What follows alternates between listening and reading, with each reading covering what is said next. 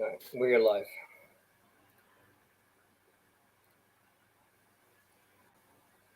Oh, it says happening now, but that's not it. It's not live, though. It says plans to go live. It's live right now.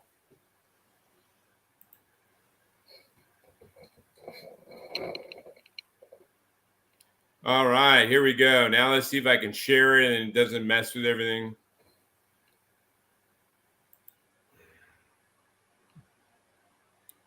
Shared to my profile. Let's see if it worked.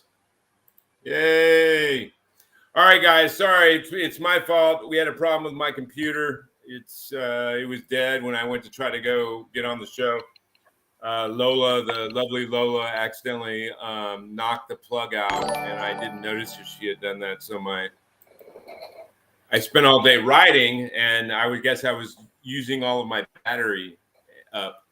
But anyway, we are here. My name's JD Glasscock. That's Mark Potter, even though he's not on screen right now. There he is. The lovely acrobatic wingtip, feather tuck, light-saving savant, Mark Potter. JD Glasscock, and then this is the culprit, Lola. Yes, Lola. You're lucky you're that cute. Otherwise, there'd be corporal punishment. And you guys are watching Stormcrow Dreamers talking to dreamers. We have an amazing show for you today. Two amazing authors, both write lit RPG. I think Gabriel also writes some straight fantasy. But who do you want to invite in first, brother? Let's go ahead and bring in JR. All right, you guys, this guy really doesn't need an introduction. He is literally sold or has millions and millions of pages read on Amazon with his books. I've read Nova Roma, which I thought was amazing, but let's give a hand up for JR Mathews. Hey, JR. Hey, thanks for having me. You're very welcome. Great having you with us. Let's bring in also another veteran writer who's written not only lit RPG but straight fantasy as well, and has quite a few books out there. Gabriel Rathweg. Hello. Hey, Gabriel. How's it going? How you doing, man? It's very cool. So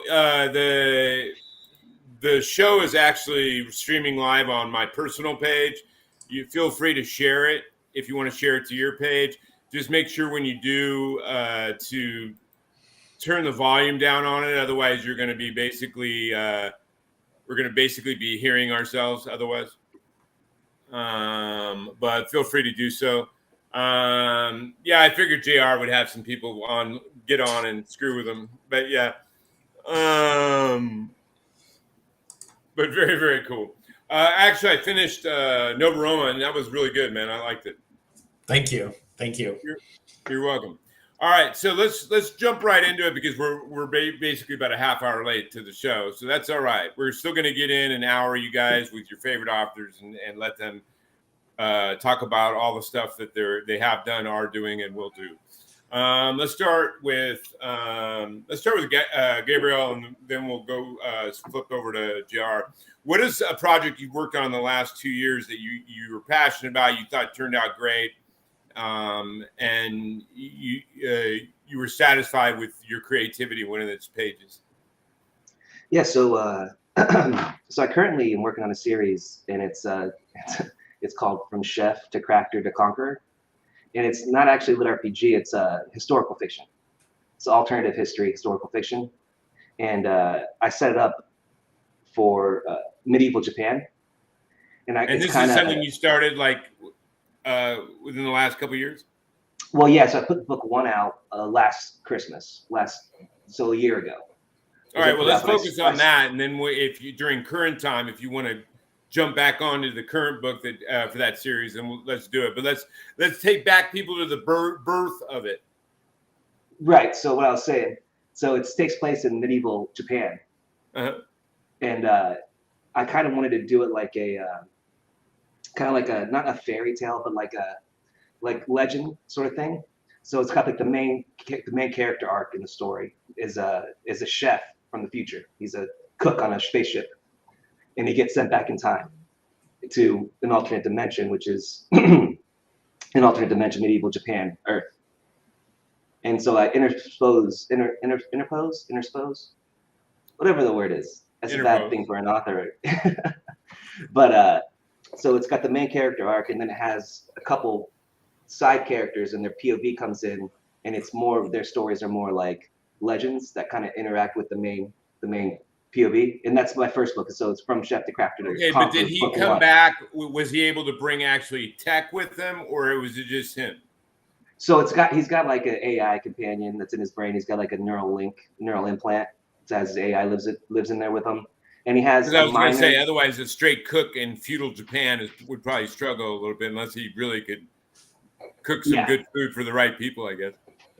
Yeah, so it's kind of both those things. So he's like, a cook or a chef that makes really amazing food, but then he's got the entire human history technology and his his AI companion, and it's like a builder series as well. So it's like a time travel alternate history builder series. So yeah, because it also sounds like it has a little bit of a game lit aspect to it.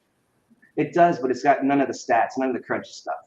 Yeah. But it has like that AI that's giving him basically info and historic data. Right. Which I found it was really hard to write that because it's so hard to what you can. Like, okay, you have all this knowledge, right? That's fine, but how do you access it? You can't just be like, oh, okay, I'm gonna build a car. How do you build a car? You need all this stuff. So it's been really fun trying to work out, the tech base to get to a point where you can, do anything. Like, well, plus all the research you'd have to do for an historical time period. Yeah, that in itself is fun though. It's really, really great thing. Like, I find that the searching. Wow, Kyle's going crazy with the genius throw titles. Wouldn't be the first time, Yeah. So go ahead. I'm sorry. Yeah. No. So that's what I'm working on, or what I put out the last 2 years, and I'm really proud of. Is that? Yeah, I can just imagine the mind-boggling because I've written like a Western feature film script, and I remember I had to keep over and over again going, like, what's the correct weapons for the time period? What's the correct like dress for that time period? What's the dialect? What's all of this slang? Yeah, so I can imagine Japan, especially. I'm assuming you're still writing it as if they may be speaking Japanese, but maybe the AI interprets it to his language or something like that. Right. Yeah. But it's cool too because it's like medieval Japan, but it's not even Japan. That was Song China and Korea. Like, so it's like an alternate. Yeah. And I've had a lot of fun with it because I did it so the alternate reality or the alternate dimension, proto-humans I had lived, some Neanderthals are still there, but that's the legend for the like Japanese Oni demons, they're Neanderthals. And then in the next book I have coming up, I did a lot of research on like the Denisovians. So those are your kind of like mythical giant figures. And then they have those like pygmy people in Southeast Asia and like the Java and stuff. So there's your dwarves and your little people. So I've been having a lot of fun Aboriginals and stuff like that. Yeah. So it's been pretty fun, and I don't know. I'm pretty excited about it. Although you will also have the difficulty that I'm assuming most of the things that if there's fighting going on, then they're fighting other people. Yeah. So the time period is the Mongol invasions of Japan, so 1272, 1273 era.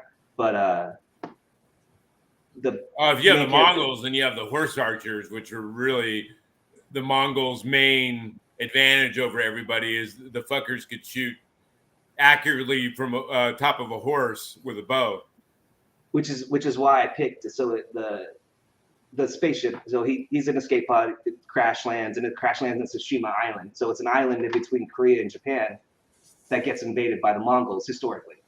And so that was like, how do I counteract, the best war machine in like almost human history and take away their main advantage, which is horse archery? Oh, you put them on boats and they have to land on this island. So they can't do the stuff that they previously could do. True. Yeah. I mean, that was how they decimated so many people, man, is literally no one else could, you have a static force and you're getting run around by horses just plucking you with arrows.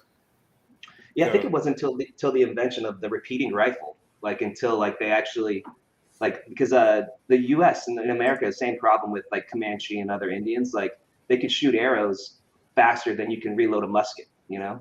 So it wasn't until like I think that the revolver in Texas when that was invented that they were able to push the Indians back there. And the same problem was with the Mongols because they could shoot, 10 arrows in under a minute, while hiding under like beside their horse. So it's really kind of just neat stuff.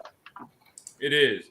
All right, so we're going to come back to that. Let's jump over to JR. What is a project you've done? And I can imagine where you're going to probably go with this, but what is a project you did within the last 2 years that you knocked out of the park and it's done well? And So, I mean, I've only been writing for a year.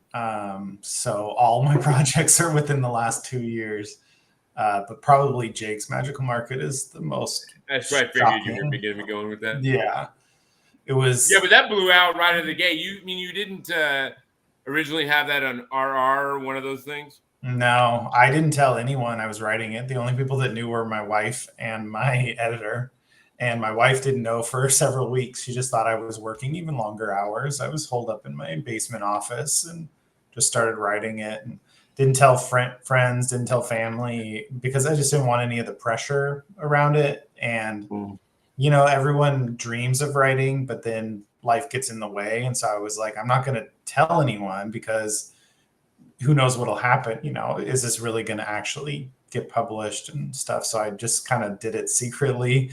And then I uploaded it on Amazon and hit publish. And then all of a sudden it had 12 million views. And then somehow people started reading it. Yeah, I've said it before, but I honestly only thought like 100 people would read it. And it was more like a fun hobby. And I was like, well, if I spend money for an editor and I got some card art and a cool cover, and I spend that amount of money on a hobby, I spend more money on worse shit all the time.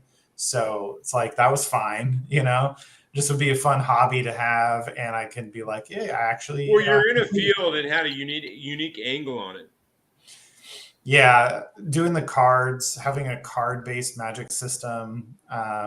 I think. Yeah, because then you're tapping into Magic the Gathering. You're tapping into what's the Hearthstone. You're tapping into all these group that probably read Lit RPG, but are very been untapped. Yeah, which is surprising because we all kind of grew up playing those games, like a lot of us, or we still do. I mean, I still play like Rune. Yeah, Terror. green and black were my favorite deck, man. I'm telling you. Yeah, I was white and black. I liked the contrast. I think I was drawn to that white. I just like life. I like a bunch of healing and a bunch of life drain. Yeah. Yeah. Yeah. So it was surprising that it wasn't more popular or hadn't been done a lot before. It'd been done a little bit, but there wasn't really anything huge. And I think it's because people were so stuck in the whole, it's got to be based off an RPG or MMO. Yeah. Yeah. The VR was such a dominant scenario, like virtual reality stories were such a dominant scenario for so long in Lit RPG. And I think the last couple of years even, but we've really diversified and things are getting real interesting. And so I think the cards and it not being, there's not like a character sheet in the book. There's a lot of things that it's not traditional Lit RPG in many ways. And so I like to see where it's going. Things are really getting creative and unique and different takes. And we're stepping away from just being VR and only VR. And I think that's really cool. And although there's still some great newer series that have come out that are still like the Ripple system is still VR, and I thought that was great. The whole Frank thing. I really like the Ripple system too. I go through phases. Probably that. I think I put that up the other day. I thought that and Guardian of Master Falls, I think, are the two newer series I probably most enjoyed, along with probably Nova Roma. But both of them are a little more traditional. Even Nova Roma for you is more traditional. Yeah, Nova Roma is very traditional. I wanted to do a more explicit Lit RPG with that one. Dude, that's awesome. But I mean, like, not many people. I mean, I think there's I think you're the only one that I know of, and I now having spent 6-7 months actually immersed into the actual group of lit RPG authors. I would say you're the only one I know that had that kind of success. There are other people that had equal success with their first books, but that was because they had spent 2 years on RR building a massive fan base before they published their first book, or some other people I know, I won't mention their names, but other people I knew that had came into being an author with an insanely good job and had a lot of money to spend on marketing and Right. spent $5,000 on editors and then the other angle is they had a press behind them. Right. You know what I mean? I feel very fortunate, and also it's one of those things where it feels like I don't really know what happened, and so I try to help people. No, I've seen that. I saw that post. I think I responded to that post that you put up there. I think that's beautiful, try to help. I try. You're one of the only ones I've seen do that. I mean, there are people that are helpful, like Phoenix Gray has helped me a lot, giving me advice, all that stuff. Don Chapman always has given a lot of advice to people. And so I think there are people like that, but I almost never see someone just throw. There are also, and I'm not going to say it makes them bad people, but there are a lot of people in this industry that are very covetous of their success. Like they think it's a limited pie, and they want to make sure only a few select get the cuts or whatever. I think that's a kind of a erroneous thinking, because there is no limited pie. It's really, if someone's good, they're going to do good. And there are millions. Yeah. There are millions and millions of readers out there, and there is a lot of room, especially in lit RPG, for a lot of different authors to find success. I wish everyone was a little more open and helping, beginning authors. And I get at least helping beginning authors they think are good. I mean, I'm chatting with anyone. I just think that it would end up being beneficial to them, because if they help someone that's good and they blow up, then it comes right back to them. You know what I mean? So but Tim is right. Everyone's got their path. Everyone's got their road in life, and I leave people to it. All I do is control what I do, but I'm very happy for you. Like I said, you're the only one I know I know personally that's done that and just blasted out with none of the other aforementioned helps. It's been a crazy journey over the last year. And I agree completely about, the way that if someone reads my work, then they get addicted to the genre, then they're buying everything else in the genre over the last 6 months. And I heard from quite a lot of people that Jake's was kind of their intro into this world. And then they come on my Discord or something and we chat, and I give them more recommendations. And then they go out and they read it all, same thing with me. I mean, I started with Vidar's Dragon Mage or whatever, a year ago. But I mean, I've read probably at least 2 books a week since I was 5. So, but all of a sudden, once I got into lit RPG, much to the chagrin of friends of mine that actually write regular fantasy, I'm a little behind on their books, because for the last 8, 9, 10 months, all I've read is lit RPG. Yeah, I know. You get addicted to it. You know what I mean? You get addicted to that concept. I mean, now I'm writing it, but you get addicted to that. I grew up playing Dungeons and Dragons. Whether it be in role-playing systems or Pool of Radiance or Baldur's Gate or video games, and then grew up with WoW and Rift and all the RPG MMOs and stuff like that. So to me it relates, and I agree with you. Most people that read lit RPG, that's almost all they read, and they literally tear through them. So I agree. But anyway, let's jump to Gabriel real quick. Gabriel, what is okay, that's better. So I What is was something you're frozen for a working minute. on currently? So I was talking about From Chef. So I'm on book 2 now. I'm about to put it out in about a week or so. So I'm pretty excited about that. / busy all the time. You know, I know you guys know, like when you're coming down to the editing, it just takes forever. You know, it's like so much fun writing the book. Yeah, But I then, know like, when you get to the editing it's a part, it's like, downer and the a part. headache, dude. Because I self-edit, I don't have a Well, hold on, grand I per think book or I think my $1,200 to internet's hire jacked an up. editor. So I hear you. I usually dread that moment when you get done with the book and all of a sudden you got to like edit. Are you there, Gabriel? I think he was lagging a little. Yeah, I see him moving. It must be his audio. Gabriel, can you hear me? My internet seems to be frozen, guys. So you might want to just go to JR. Well, I'm hearing you and I'm seeing you. I think it's just on your end. Unless you're having trouble hearing us. Yeah, I don't think he can hear us. It's all right. I'll go to JR and then we'll come back to you, Gabriel, and see how it works. There's actually a question. We can come back to it for Gabriel. Yeah, no, I'll just come back in a second. In fact, if he needs to, he can disconnect and reconnect real quick. That might fix the issue. Yeah, there you go. And then just there you go. Did that help? Oh, there he is. There we go. Sorry about that. I lost everybody. All right, so Gabriel, well, we all are periodically freezing, but that's what you get when you go live with everybody in different parts of the world. You know what I mean? That's just you're literally relying on internet to connect 4 different people in 4 different places in the world and keep it in a live. Where are you at, JR? I'm in Hawaii. Texas, right? Hawaii. There it goes. Yeah. Yeah, and I live under a bridge in Tallahassee. All right, so Gabriel, there's a question for you, actually. Yeah, man. I'm on. Maybe I stop and come back. Stop. Okay.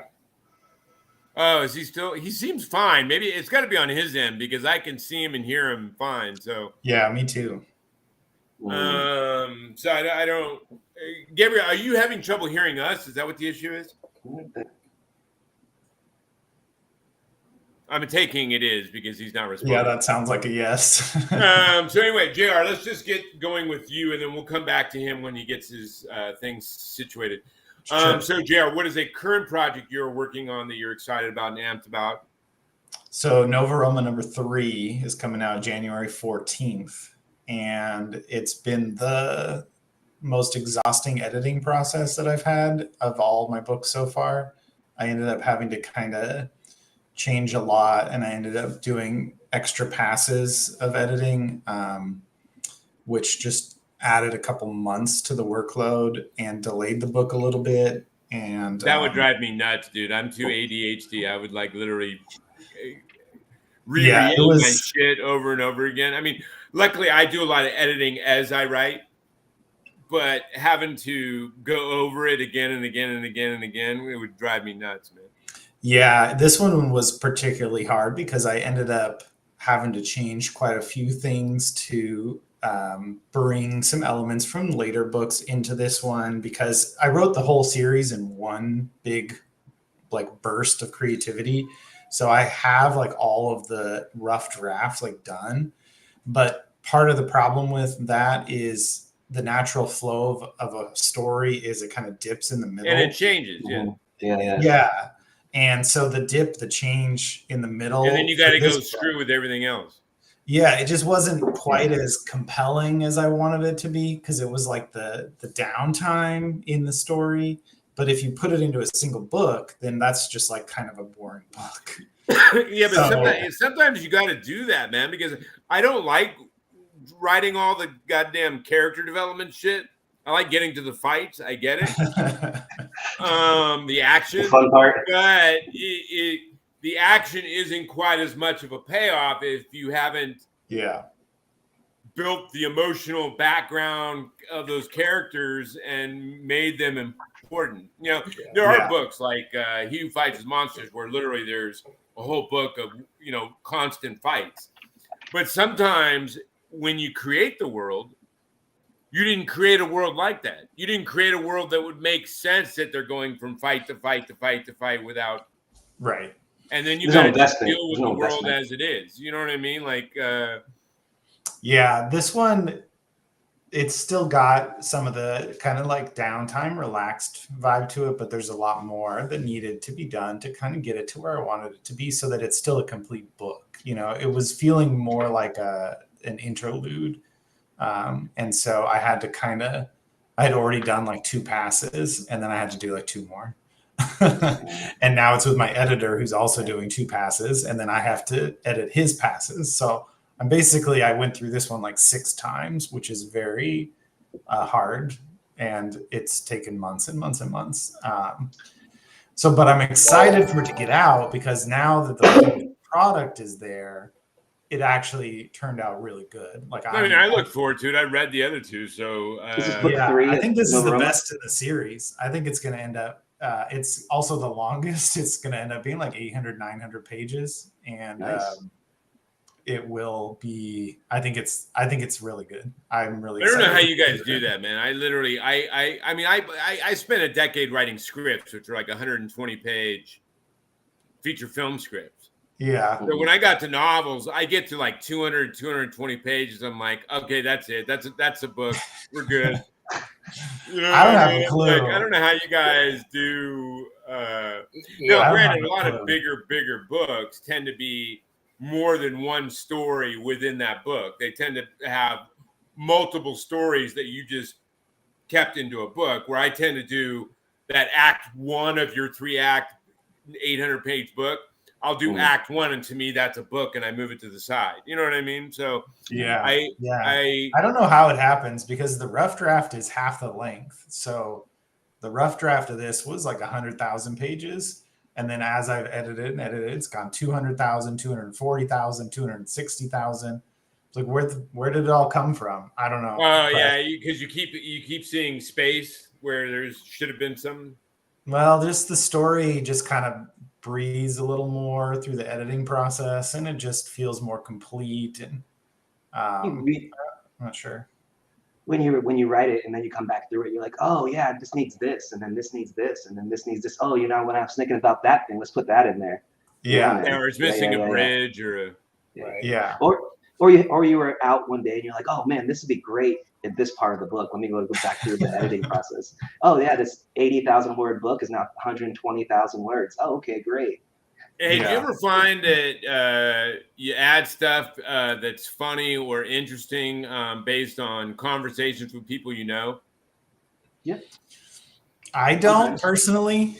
Well, I have like this girl I work with, and she was cracking me up because she was telling me she went on a date with some guy, and then on the second date, she never was going to call him again. And I asked why, and she goes, because at the end of the date, he hugged her and he just started sniffing her hair. Like really loudly, started just smelling her hair. And so then it cracked me up, dude. And I started off in this whole analog that like he clipped her a little piece of her hair, and he's at home right now with like an altar with like a piece of her hair. And so I had to like throw that in a book, man. I was like the creepy guy that smells hair, man. But you never just have normal conversations with a friend of yours and you think it's funny? I never add them to my books. My books are more withdrawn from my life in some way. I don't know. It's weird. Like I don't know. They aren't like connected to my life as much in that way. Like I don't bring much from my personal life. It's more subconscious, I think. Gotcha. Well, I hate to break it to you, but I was actually talking about Mark. Mark likes going around and sniffing girls' hairs, and oh yeah.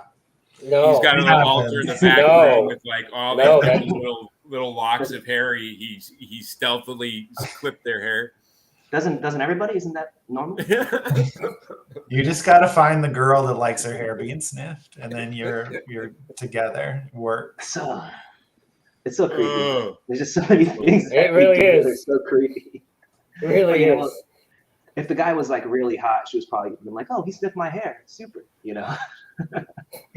Oh yeah, when that girl was telling me the story, I couldn't help but crack up, man. I'm like, dude, this guy literally on a second date, he's just taking big whiffs of your hair, huh? Like they went in for a hug and just started smelling your hair.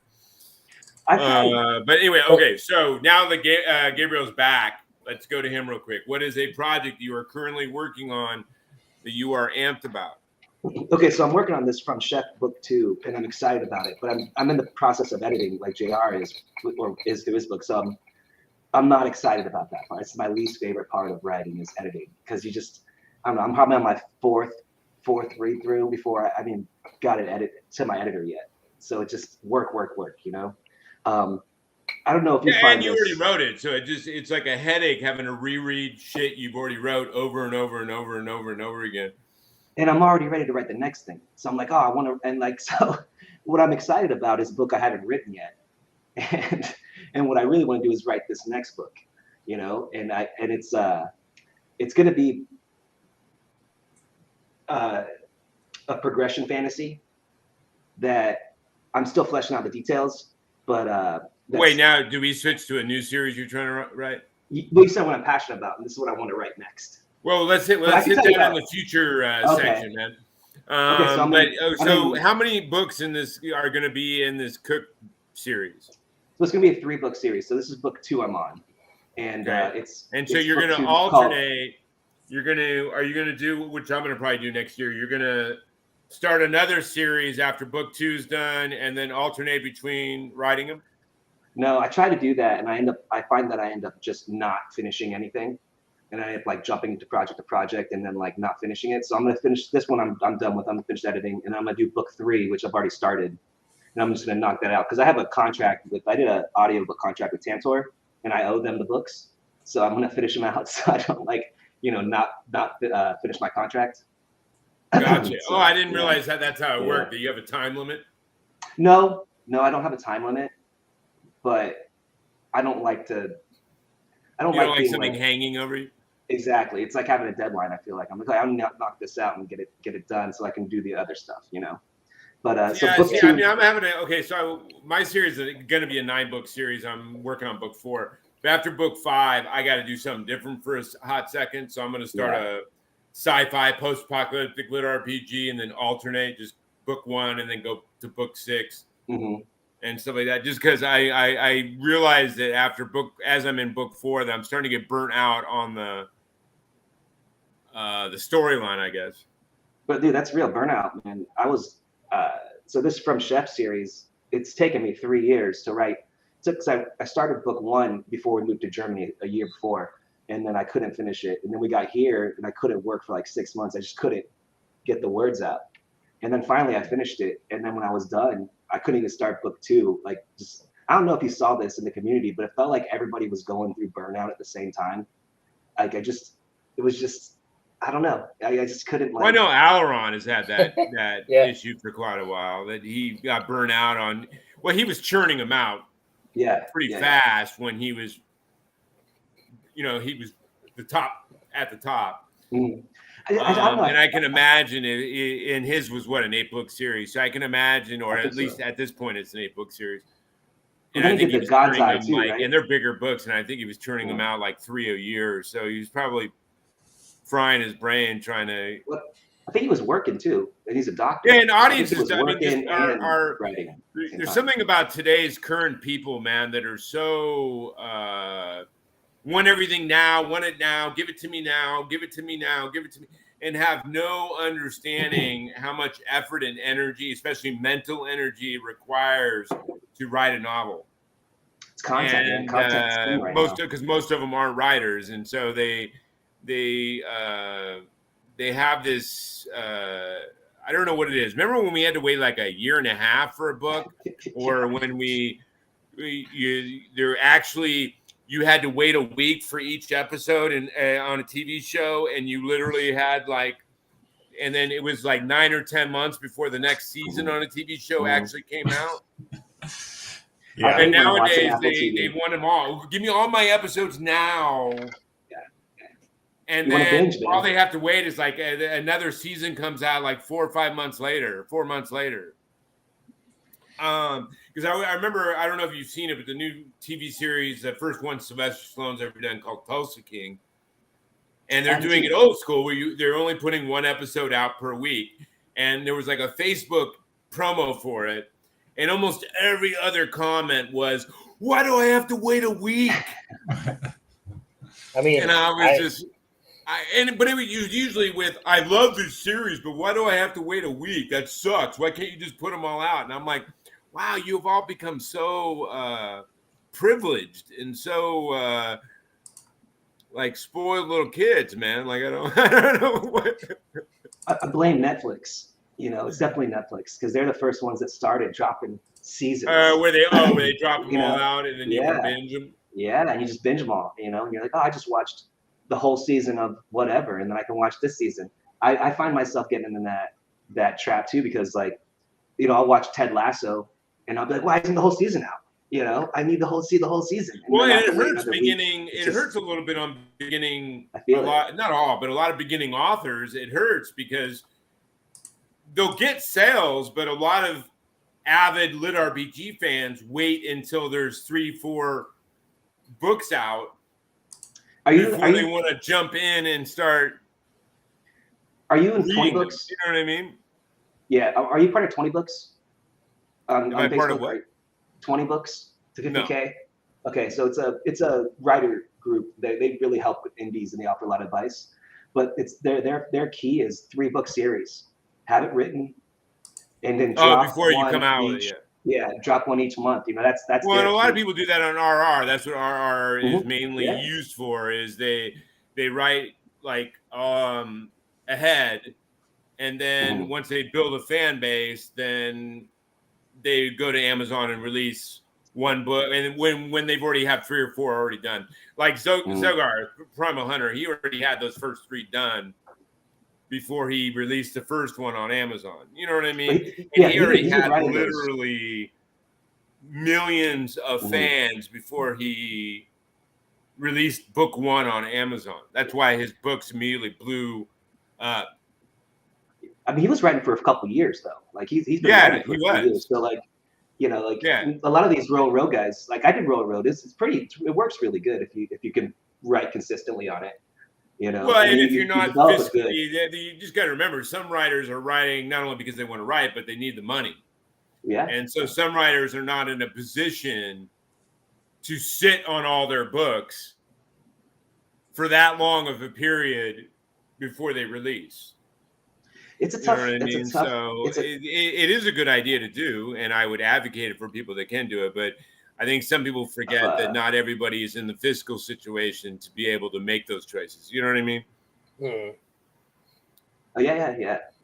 But then that's like the chicken egg thing, like, because some people push their stuff out really fast, and you're trying to make money so they can write their next thing, but you don't have enough to support it.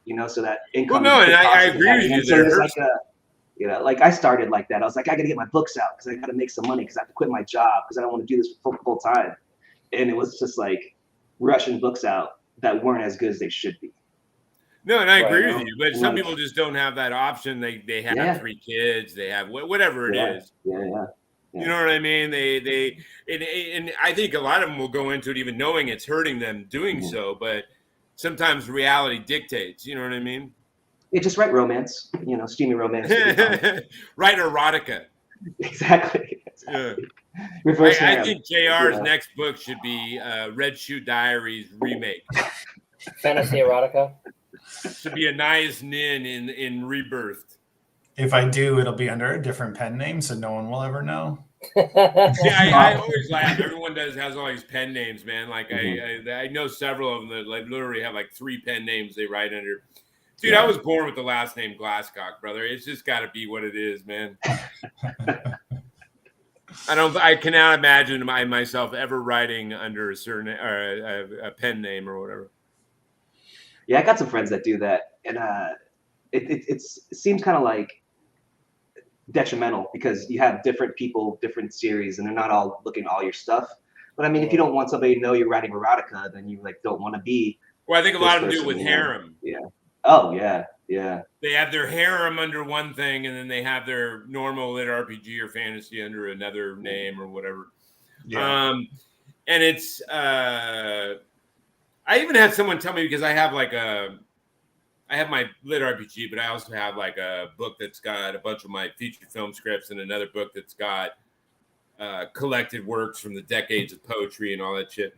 And I had someone tell me, "Oh, you should put all that under another name because you're going to just confuse your readers." I'm like, "What, dude? Well, just don't read that stuff if it's not what you're into, man." I mean, they're pretty much denoted. But people have strange ideas on what works for them. But if whatever works for them, works for them. But let's jump on to JR. What in the future, next 2 years, what is your goal, man, besides trying your hand at erotica? So 2023, I've got Portal number 4, Portal number 5 coming. And then my hope is I got Jake's. Wait, is that Nova Roma? Is that what you? Yeah, Portal Nova Roma. Sorry, Nova Roma number 4, Nova Roma number 5, and Jake's number 2. That's what I'm hoping to have out. Oh, people are gonna love that because I've been watching some commentary in the groups of like, "There's never gonna be a book 2 on Jake's." Yeah, people have been pretty upset. I tried to explain it in a blog post on my Facebook page about what happened and why I ended up switching to Nova Roma, because Jake's took a year to bring to market and all that. But yeah, people are very Did you give excited. a fictional reason why you didn't do No, it was a real. So basically, I mean, I said it other places, but Jake's, was like something I just wrote while I was working like 60 hours a week. And the process of editing it and getting the art and the cover art took a year after I finished it, basically. I was sitting on it. So while I was sitting on it and it was in a holding pattern, I was still miserable with my job. And so that's when I started Nova Roma. And so now it's like, well, now I need to finish Nova Roma before I can switch back to Jake's. But that's all you do nowadays, right? Is right? Yeah, starting in January of this year, I was able to quit my job, and that's what millions full-time. and millions and millions of page reads will do for you. Yeah, I mean, it's true. I also finally could afford a house. I'm turning 40 this year. Could never afford anything. My wife and I both, we are professionals, made decent money, but living paycheck to paycheck, and so it's been an amazing transformative year. I'm happy for you, man, because you're actually a good guy who deserves it. I will have to denote, though, that I'm going to probably have to start pimping out Lola to make a little extra money. You hear that, Yeah. Lola? Get ready. Yeah. No, I'm But happy so for 20 you, Jared. Thank you. So 2023. And you were one of the only authors that during that con who, especially a bigger author, who literally almost every night was in the, after hours conversing, which was mostly fans, conversing with the fans. Almost every other huge author would only go in there literally right after they did a panel, and they'd be in there for like 5 minutes, and then they'd be like, "Okay, I gotta go." Yeah, I mean, I think I'm not really I don't feel as successful or famous as maybe my books have taken off on, because I've only been doing it for a year. So to me, it's like, who am I? Yeah, but Alaron and Zogarth and Davidson and a lot of those guys had that success relatively quickly within like a year and a half. Now, granted, like we talked about, several of those authors had already been on RR for several years and already had a huge fan base before they put their books out for sale. Yeah. So I should have gone crazy over this last year. I should have become like all of a sudden like aloof and elite and go, "You are not worthy of my time." Yeah, you have no idea what it's like. You could walk up to arbitrary people and say, "I am your father, Luke."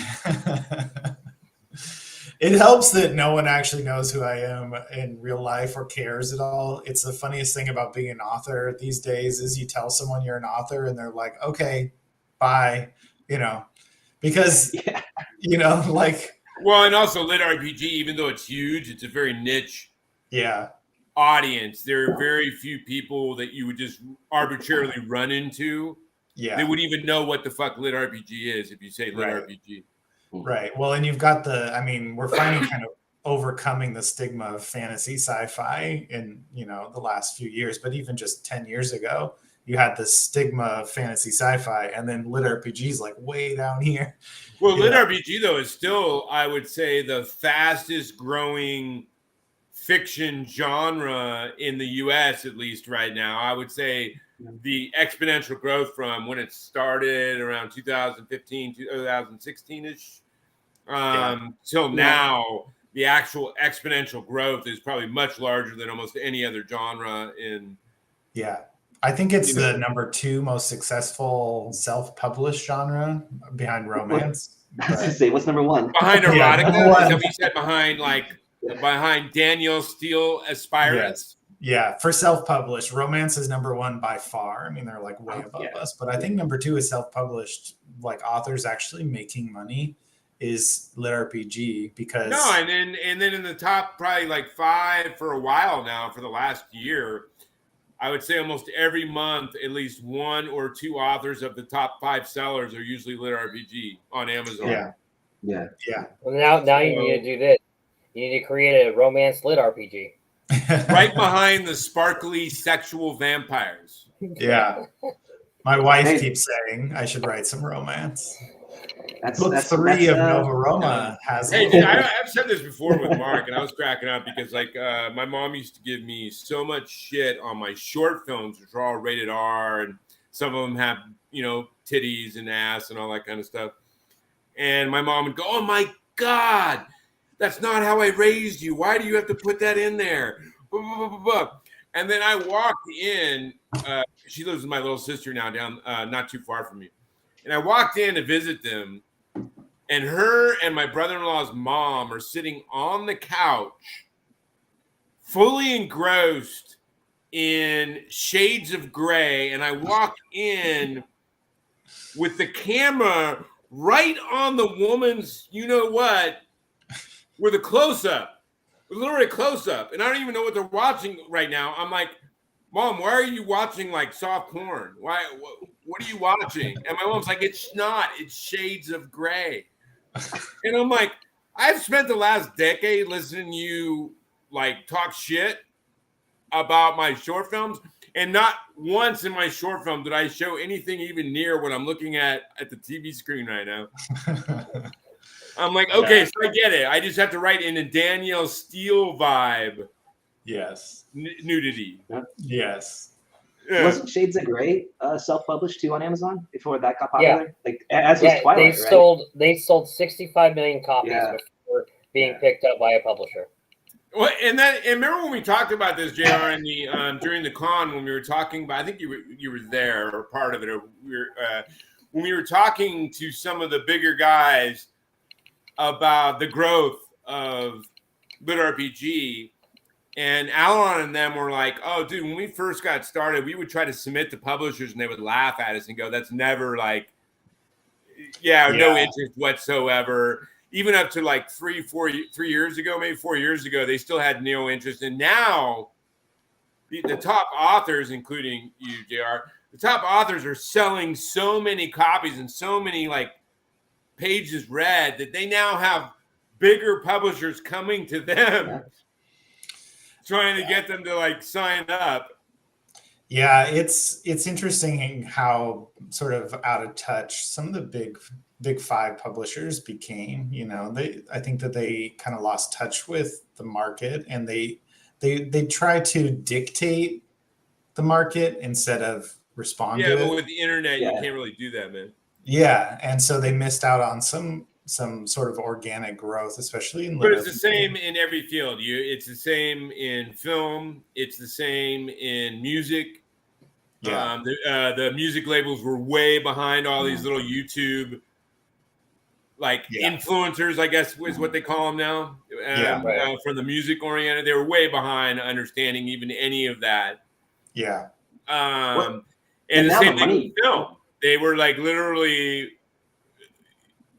For even when the internet was up and all these people made it easier and easier to make film and all that stuff, old Hollywood was still trying to hold this golden gate. Only the in crowd gets to do that, and you have to be related to someone, or you have to know someone, or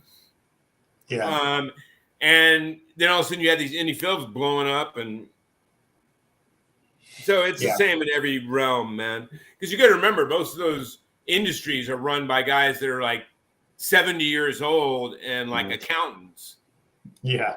You know what I people mean? who aren't creatives. Yeah. Yeah, it's hard for them to stay hip and stay attached to what's moving forward. You know what I mean? So right. So okay, I'm gonna come back to Gabriel here in a second, but I want to encapsulate all that. So your main thing right now, JR, is your and for those people out there, there is a second Jake coming. You just have to wait for the rest of Nova Roma to come out. But that is your goal, and is to work on. You're on book 3. That's coming out in January. Then you're going to book 4 and book 5. It's a 5-book series.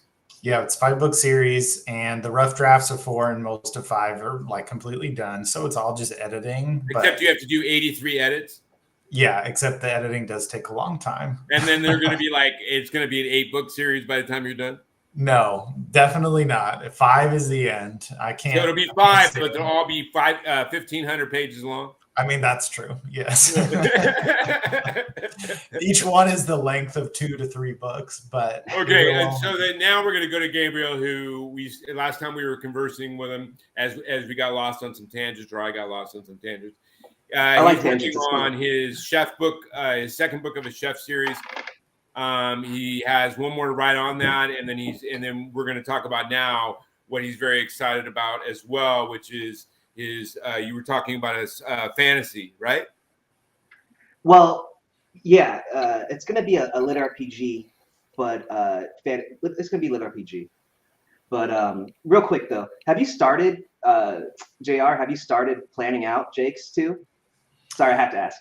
So I am what they call a pantser, right? So I don't outline. And so what I've got is all the concepts bouncing around in my head. So I know where I'm going, and I know I have the ideas, but I have to not think about them too much, because then I'll want to write Jake's, and I will. Yeah, but that's outline. That's still outlining. But I don't think about it too much. I know it's the way I write. I have a general idea of how I want it to go, and then I kind of just let the characters get me there.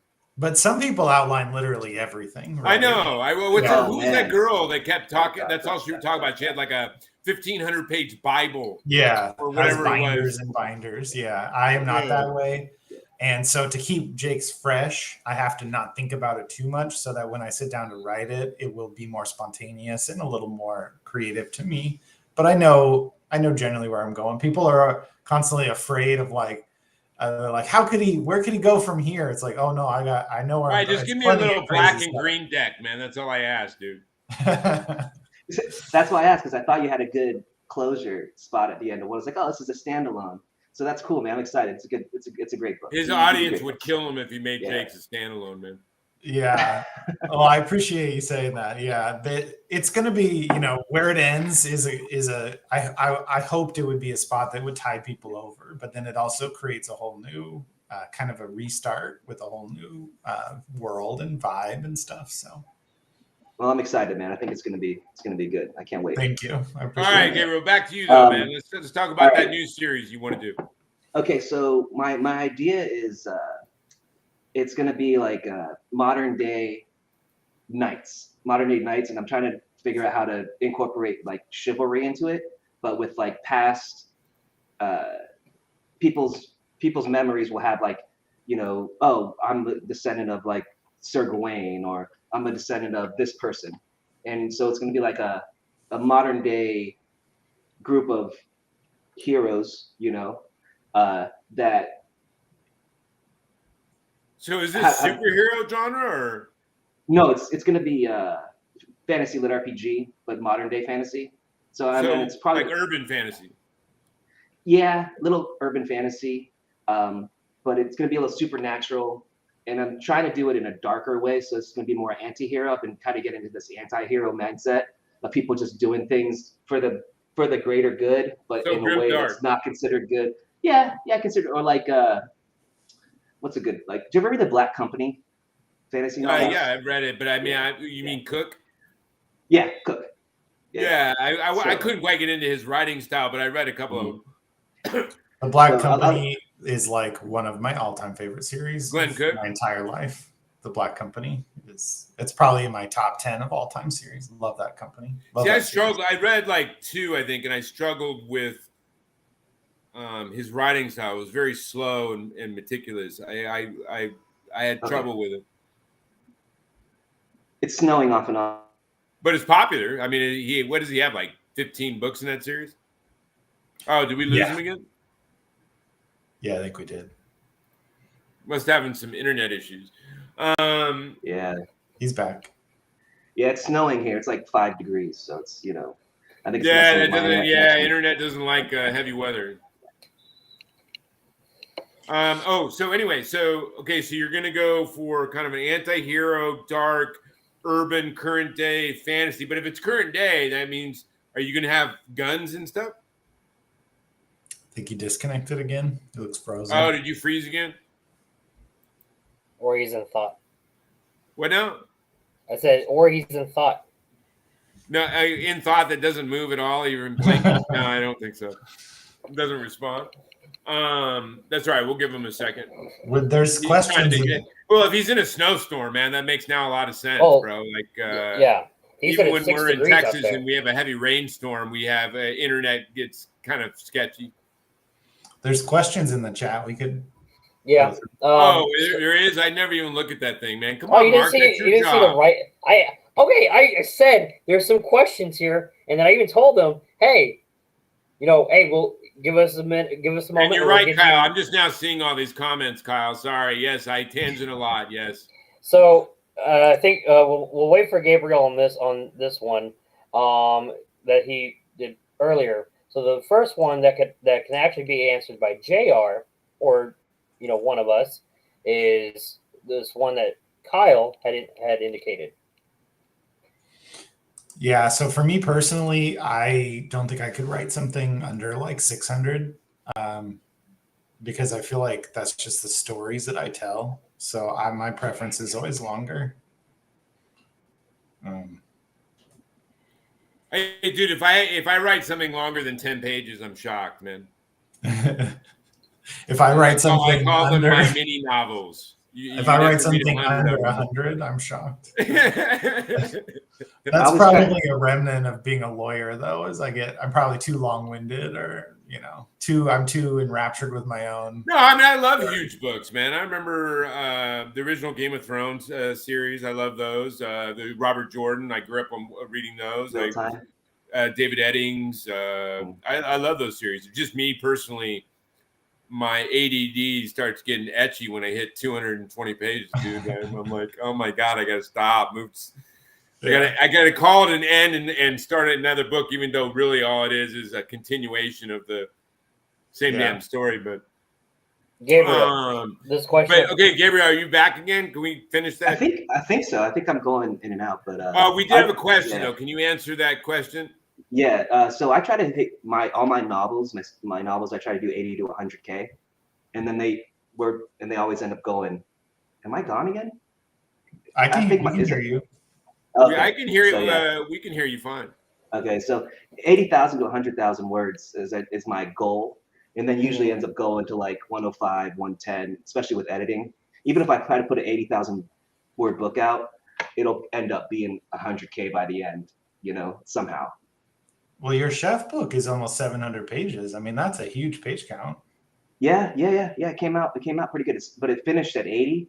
And then when I was editing, it came 90, then 100, and then like 107, 110. It just kind of grows, because there's when you're, I don't know if you find this, you guys, but when you're finished the book, you're like, oh, I have all these other scenes I need to add that I've been thinking about that would fit in great. So you're like, I don't know, never quite done. I did that with book one, but I had made a decision, and I still don't know to this point whether it was the correct one, because I wrote this series in first person. My next series, I'm going back to third person because first person is just a pain in the fucking ass. But like twice, I flipped for one chapter into third person for the brother. Mm-hmm. But there was a part in book one where I really wanted to show a perspective from the mom. But then I thought it would. I think I'm sure you guys have done the same thing where you go. you come to something like that and you're like, will it make it better or not better? And it's very borderline, and you can't, and you have to just make a choice. Yeah. And sometimes I still think back and go, it would have made it better. And then other times I go, no, I would have kind of pulled some of the power from the scene that would have followed right after. So Yeah. Whenever I come up with problems like or issues like that, I always go back to like default, like, because I write the stories for me first, right? Like, is this a story like I want to read or I want to see? So if I'm gonna add something, I'm like, is this gonna make it like, do I want to read this? You know what I mean? Like, I don't know. That's always default to like, do I want to read this? Is this one what I like, I'm into? And then I'm like, okay, no or yes, and then I kind of that's how I handle those things. Yeah, I just think each of our paths are our own. So whatever works for you is what you should do. And in the end, it's your vision, man. So just have faith in what you envision, and it will find an audience, in my opinion, man. Yeah, man. And you'll be more fulfilled by it because you didn't write it trying to just cater to some specific audience. You know what I mean? You were just writing what you envisioned and let it find the audience. You know what I mean? I tried to write to market once, and I wrote a harem, and it was just so unenjoyable for me to write. I was just like, I was writing, I was like, oh God, yeah, sexy. I mean, there are people that do it and make money, man. No, it's a very lucrative. It's very lucrative. It was. Yeah, I just don't know how fulfilling I would feel like a drone trying to write shit that I didn't really feel just to make money. I guess it would get droney. It was a tough one. I was like, oh, this is a good story. That's pretty much all sex. Okay, like. But if I ever do, I'm going to go under a pseudonym when I write my erotica. I think Mark Potter sounds good. Oh God, no! I mean, if the checks come to me, then fine. You do what you want, but I think I'll hold a lightsaber and wear a yellow summer dress, and I'll look a lot like this guy right here. And can I say thank you to Kyle, because I remember Kyle from my panel I did at the LitCon, and he asked a lot of really good questions there too. He did. He always did on every panel. Yeah, it was very helpful because it helps bridge gaps sometimes. So thank you, Kyle. And also, I'm glad you appreciate my view. It's pretty amazing. I'm very lucky. The sun is starting to go down a little, so you can actually see the view outside my window, which is where are you at? Hawaii. Oh, yeah. Well, it's the exact opposite of where I am. That's awesome. Yeah, you're 5 degrees. I didn't want to necessarily brag that it never gets below 70 here. I will say it does rain a lot though. The German countryside is pretty. Oh, it's beautiful. It's beautiful to look at when you're inside in the heat with a nice cup of coffee, and your slippers on. It's great. I mean, just driving down, down that road, going past Vilseck to Rammstein, the countryside is just amazing. But yeah. Oh, it's idyllic.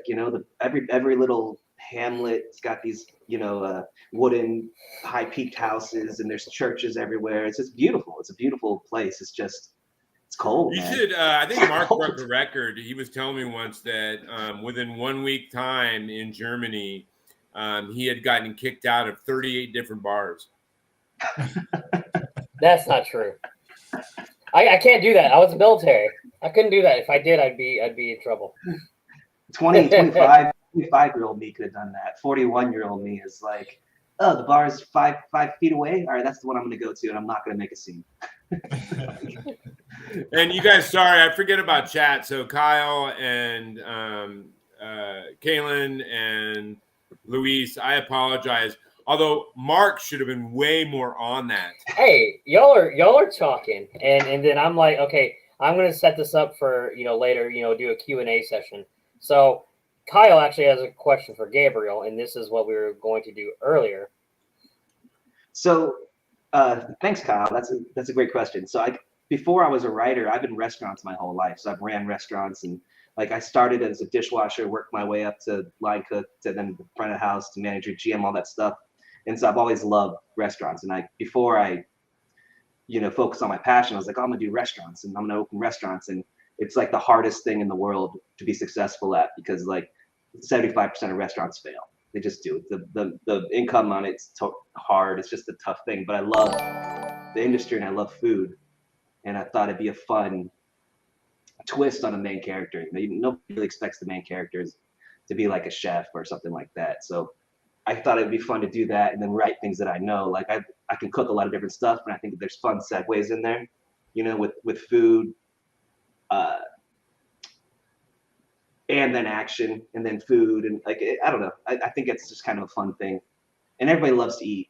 Like there's nobody that doesn't love food, and even if you have a love-hate relationship, you still love food, So I hear you, and that's what I've done most of my life, because that was the one job I could have as a waiter, bartender, whatever, where I could work 20, 25 hours a week, make enough money to pay my bills and still have time to do all my creative shit.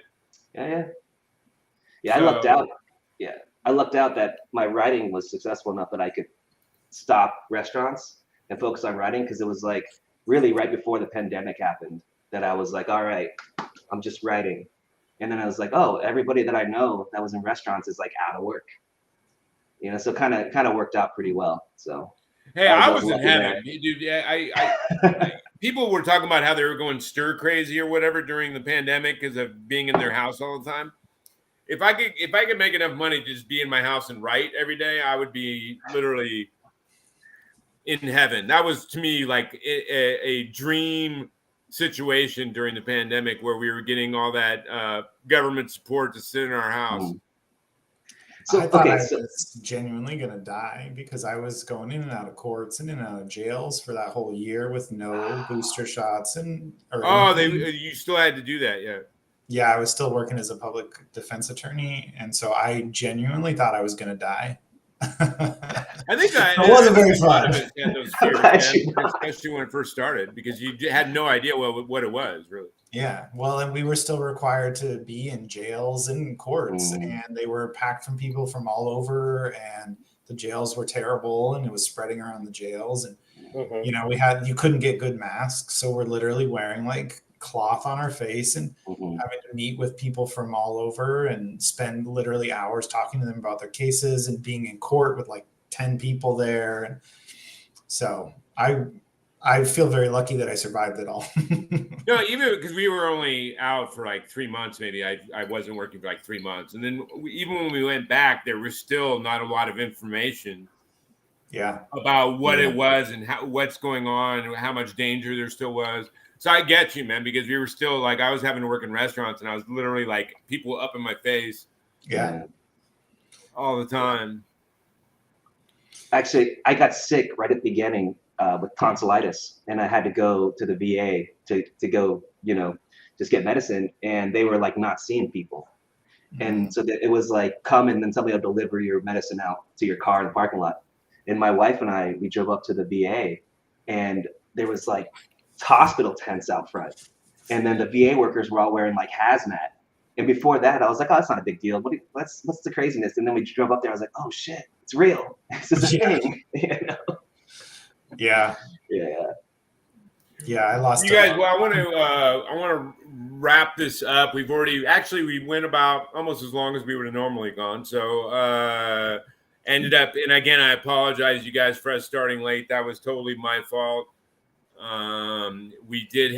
were going to, because I was late, we lost out. We did have a video we were going to show of Mark in a yellow summer dress with 2 lightsabers doing backflips and dual lightsaber strikes. We don't have time, unfortunately, right now to show that. But we will someday soon. In fact, I think he deserves his own channel. Where we show that daily, 24 hours a day. But anyway, you guys, we've had 2 amazing guests, 2 amazing authors, and have had very stimulating conversation. I can tell we could probably keep going and going and going. Me and JR already did that a lot when we were on the after hours panel stuff. But anyway, if you want to help support these guys, go buy their books. Keep an eye out for anything they're doing in the future.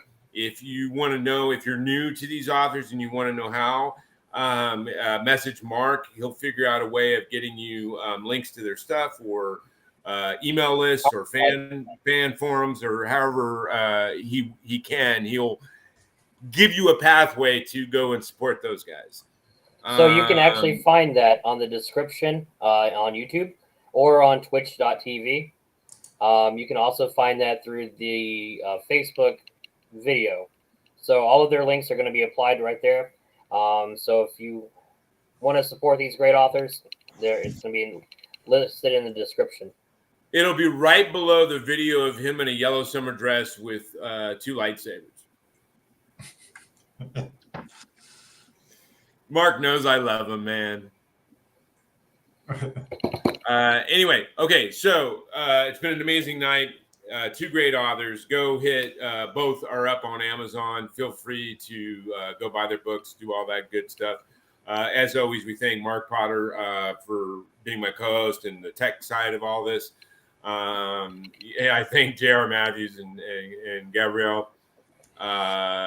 Again, they have stuff coming out relatively soon. I think JR's next book's January 15th is what you said? 14th. 14th, okay. And then, Gabriel, when's your next book coming out? Christmas Eve. Christmas Eve, so the 24th, even sooner. That'll be Chef Book 2? Crafter. What now? It's From Chef to Crafter to Conqueror, Book 2, Crafter. Gotcha. That's a long title, you know? Yeah, gotcha. Book And then, 1 looks really good. Thanks, man. Thanks. I'm going to pick it up because I hadn't heard of it, but it seems like something that a lot of people are really interested in right now and would want to read. There's like a lot of people interested in like chefs and farming and so.